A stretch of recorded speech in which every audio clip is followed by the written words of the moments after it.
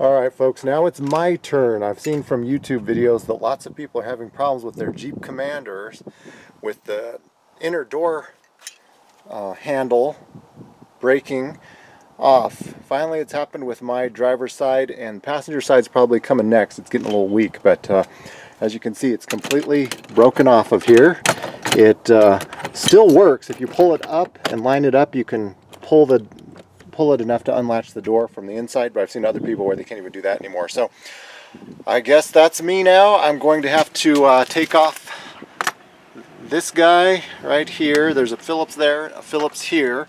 Then I will use this piece right here to pry this door panel off. Then I have to unplug all of this wiring here, pull that bad boy off of there, and get this, I guess, kind of cut out, drilled out. I've seen different ways to do it, and replaced with this thing here. I'm not sure if you can see it. I didn't take it out of the bag yet, but or this, of course, it's made in Taiwan, so it's a replacement part. Rather than spending this cost $45 for a pair of these, or $50 for a pair of these off of eBay.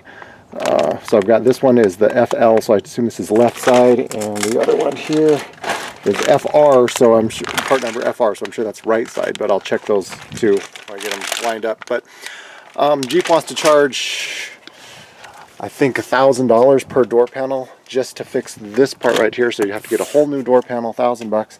And I mean, I see that that's worth some money. I don't see $1,000 bucks in it, unless it were bulletproof. If that were a bulletproof door panel, yes, I would pay $1,000 bucks each to have each side bulletproofed.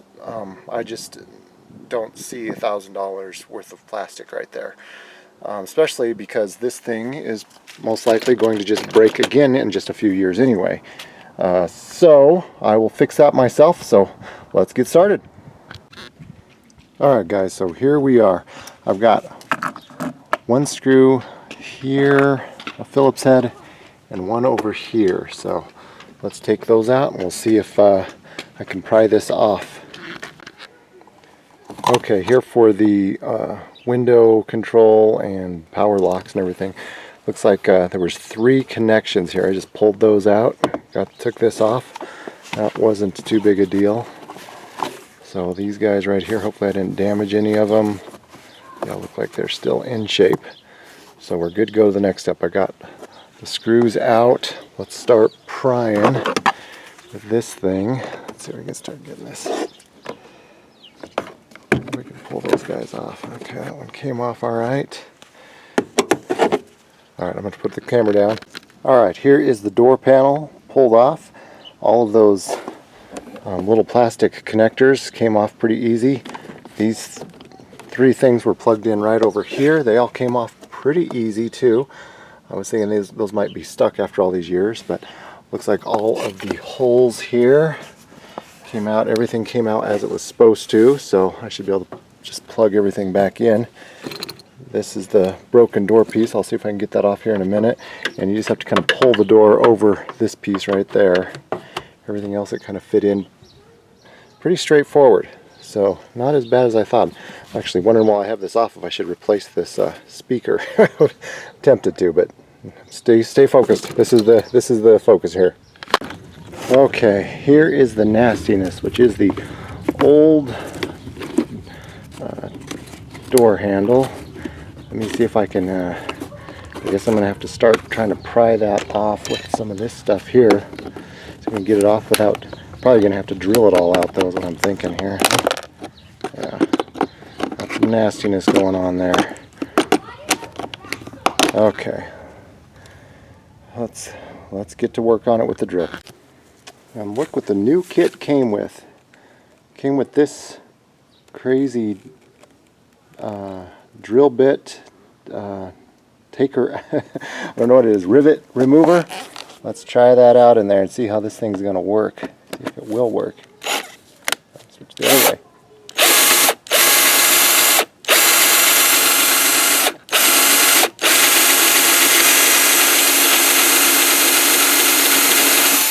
Oh my god, it actually worked. Wow. Look at that thing. Awesome. I was trying to break that out with my little brake adjuster tool and it wasn't working too well, but yeah, this thing works. Alright, let's get that cleaned off and do some more. Alright, let's try the next one.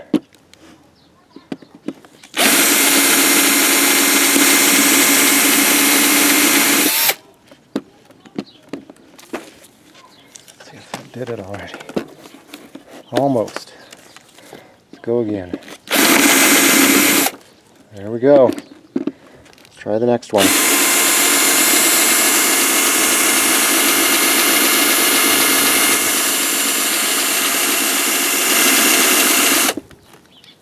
I think I need to clean this off a little bit in between. Get gunked up with plastic. No wonder these things break so easy though. Look how soft that plastic is. Let's try it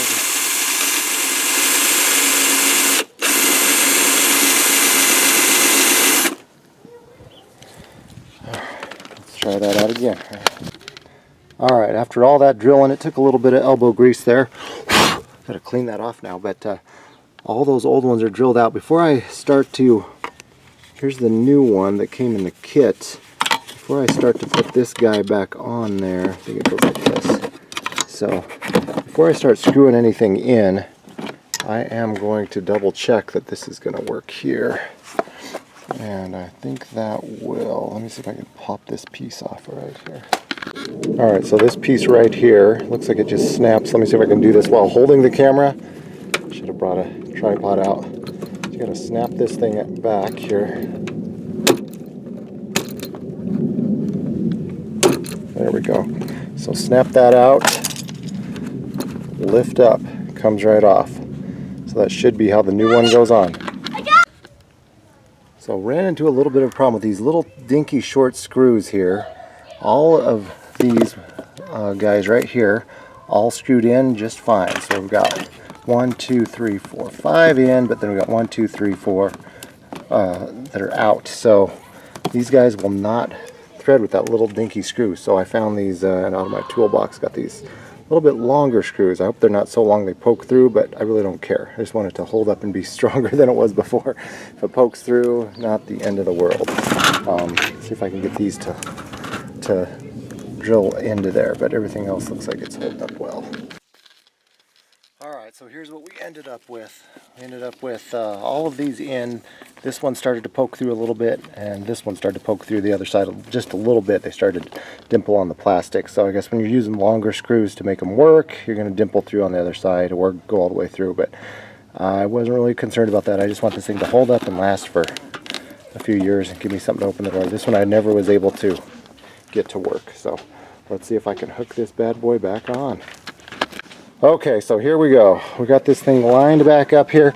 Let's see if I can get this piece on here while I'm holding the camera. I don't think I'll be able to do that. To tell you the truth, so I'm going to try to hook this thing onto here. I'm going to set the camera down for that.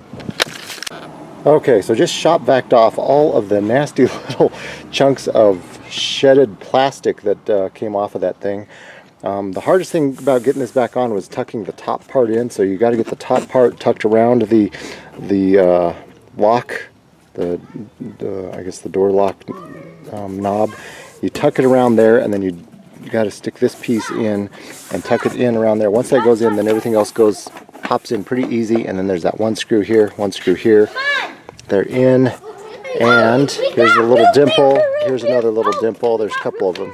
And here's my new handle. Let's see if it will work. Oh, I just heard something fall. I think one of my screws just fell out. That's all right. I got most of them in. Let's see if it'll work here. I'll just jump in here. There we go. All right. Hey, it gets me out. All right. Now, I don't expect this to last forever. It doesn't match completely with the original.